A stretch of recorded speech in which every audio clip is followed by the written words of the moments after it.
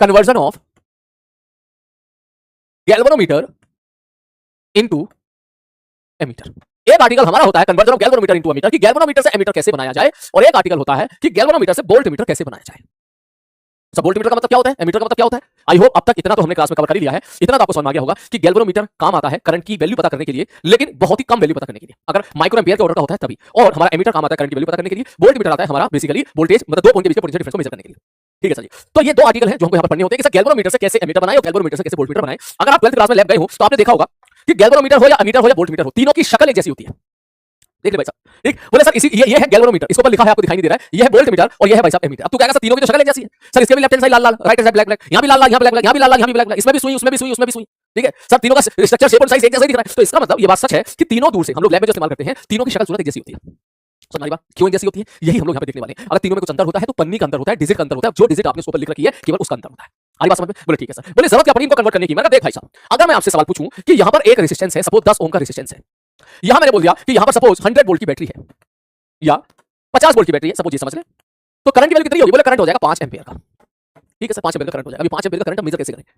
अगर अभी आपके पास केवल और केवल गैल्वेनोमीटर है, तुम गैल्वेनोमीटर का इस्तेमाल कर सकते हो। बोले हां सर इस्तेमाल कर सकते हैं। मान ले चलो इसका भी इंटरनल रेजिस्टेंस मैंने दे दिया, ये ले 5 ओम इसका बैटरी का इंटरनल रेजिस्टेंस है, और इसको थोड़ी देर के लिए मैंने बोल दिया कि सर डेटा में चेंज कर देता हूं आराम से। बोले सर मान लो ये है 15 वोल्ट और ये है 100 ओम, 100 वोल्ट और ये है 15 ओम।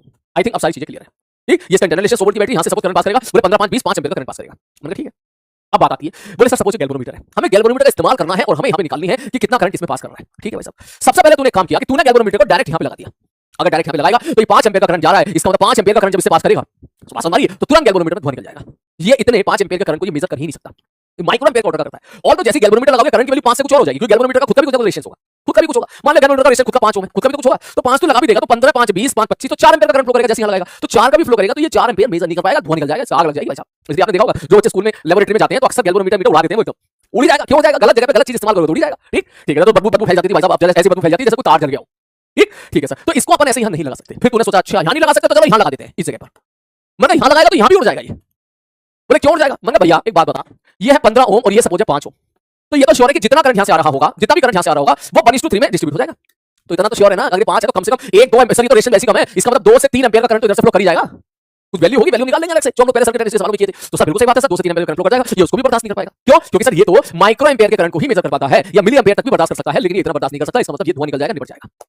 आधी बात समझ में। तो हम लोग करंट मेजर कर ही नहीं पा रहे हैं, हम बड़े परेशान हो गए कि करंट मेजर करें तो कैसे करें। मैंने कहा ठीक है ओके, तो इस चीज को समझने के लिए मैं यहां पे छोटा सा डायग्राम बना रहा हूं, यही वाला डायग्राम।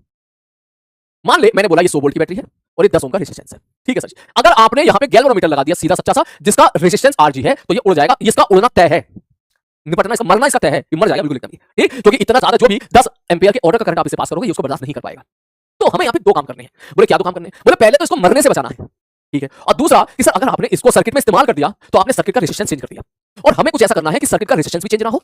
ठीक, इसके लगाने से सर्किट पे इफेक्ट भी ना पड़े, और दूसरी चीज सर इसकी जान भी बची रहे। तो क्या करें। बोले सर सीधी सी बात ये है, सर इसकी जान गई क्यों, इसकी जान इसलिए गई क्योंकि यहां से एक अच्छा खासा बड़ा करंट इसे पास किया, तो क्यों ना उसको डाइवर्ट कर दें। बोले डाइवर्ट करने का मतलब, बोले अगर अपन यहां पर एक छोटा सा, बहुत छोटा सा एक शंट लगाते हैं, एस शंट एस लगाने का मतलब, बोले सर हमने यहां से एक शंट लगा दिया, एस मतलब हमने एक तरीके से हमने इसके पैरेलल में एक रेजिस्टेंस लगा दिया जिसकी वैल्यू एस है, और मैं ऐसा बोल दूं कि S is very very less than Rg, S की वैल्यू Rg से बहुत कम है।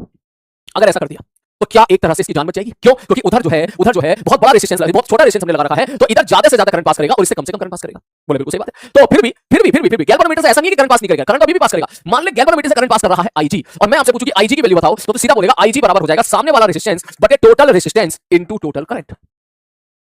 सिंपल तरीका लगा दिया हमने। मैंने कहा हां भाई साहब। बोले जैसे ही ऐसा लगाया तेरा काम हो गया। मैंने कहा कैसे हो गया। बोले ये जो डब्बा है ना, ये जो डब्बा है हरे रंग का डब्बा है, इसी डब्बे को हम लोग बोल देते हैं एमीटर। इसी डब्बे को हम लोग क्या बोल देते हैं मेरे भाई, इसी डब्बे को हम लोग क्या बोल देते हैं एमीटर। इसका मतलब एमीटर कुछ नहीं होता, गैल्वेनोमीटर ही होता है, बस उसके अंदर पैरेलल में एक जो है बहुत छोटा सा रेजिस्टेंस हम लोग लगा देते हैं, बस खत्म कहानी, और इससे हमारे सारे काम हो गए। अब तो क्या सारे काम कहां से हो गए। मैंने देख, अगर मैं आपसे पूछूं इस डब्बे का रेजिस्टेंस कितना है, इस डब्बे का रेजिस्टेंस ऑफ द डब्बा, तो सीधा बोलेगा कि सर रेजिस्टेंस ऑफ द डब्बे का सर डायरेक्टली हम लिख सकते हैं सर 1/r डब्बा बराबर 1/r1 प्लस 1/r2।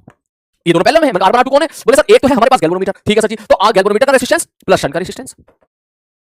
मैंने ठीक है, तो यहां से आप कुछ सोचो कि अगर S की वैल्यू, ध्यान से देखना, यहां से बोले S की वैल्यू बहुत छोटी है सर, ये कितना है, मैंने ये RS कितना, मैंने ये तो S है, तो अगर S की वैल्यू बहुत छोटी है तो 1/s की वैल्यू बहुत बड़ी हो जाएगी, और 1/s की वैल्यू बहुत बड़ी होगी तो Rg R डब्ल्यू की वैल्यू बहुत कम हो जाएगी, क्योंकि भाई साहब ये किसमें है। बोले सर जी ये 1/, समथिंग में है। ऐसा समझ कि S की वैल्यू बहुत ही छोटी है, बहुत छोटी होगी तो 1/s की वैल्यू बहुत बड़ी हो जाएगी, 1/s की वैल्यू बहुत बड़ी होगी तो 1/r डब्ल्यू की वैल्यू बहुत बड़ी हो जाएगी, और R डब्ल्यू की वैल्यू बहुत बड़ी होगी तो R डब्ल्यू की वैल्यू बहुत छोटी हो जाएगी। समझ आ रही है? और आज डब्बे की वैल्यू बहुत छोटी होगी, मतलब इसका जो इक्विवेलेंट रेजिस्टेंस है बहुत ही कम हो गया, इसका मतलब सर्किट पे कुछ फर्क पड़ा ही नहीं। आइडियली तो ऐसे समझ, इसको मान ले लाखों करोड़ों है, तो इसकी वैल्यू 8 डब्बे की वैल्यू 0.00001 के आसपास जाएगी, तो उसमें अगर तू 10 जोड़ेगा तो कोई फर्क नहीं पड़ेगा। हमारा पहला काम हो गया कि सर्किट चेंज नहीं हुआ, और दूसरा काम भी हो गया कि अगर यहां पर इसकी वैल्यू बहुत ही छोटी है तो इधर से ज्यादा करंट पास कर जाएगा और हमारे गैल्वेनोमीटर की जान भी बची रहेगी। आगे बात समझ में? ठीक, तो ये बेसिकली इसी को हम लोग बोल देते हैं एमीटर। तो एमीटर में जो आई नॉट है सर, अब ये तो सब ठीक है सर, ओके सर, यहां पर कौन कौन क्या क्या है ये भी एक बार देख लो सर। एस क्या है? शंट का रेजिस्टेंस। आर जी क्या है? गैल्वेनोमीटर का रेजिस्टेंस, जो गैल्वेनोमीटर आपने यहां पे लगा रखा है। आई जी क्या है? गैल्वेनोमीटर से जो करंट पास कर रहा है वो। और आई नॉट क्या है? जो ओवरऑल करंट को मेजर करके दे रहे हैं वो। आगे बात समझ में? बस इतना सही है कि बस तेरे को इसमें इतना सा स्टेटमेंट याद होना चाहिए कि सर यहां से जो भी करंट पास कर रहा है आई, सर उसकी वैल्यू कितनी हो जाएगी? बोले सर आई की वैल्यू यहां से हो जाएगी, आई बराबर निकल के आ जाएगा कितना? बोले सामने वाला यहां से आई जी बराबर कितना आएगा? सामने वाला रेजिस्टेंस बटे total resistance into total current. ये आई है, या इसको मैं आई नॉट लिख देता हूं, खत्म कहानी। क्लियर है?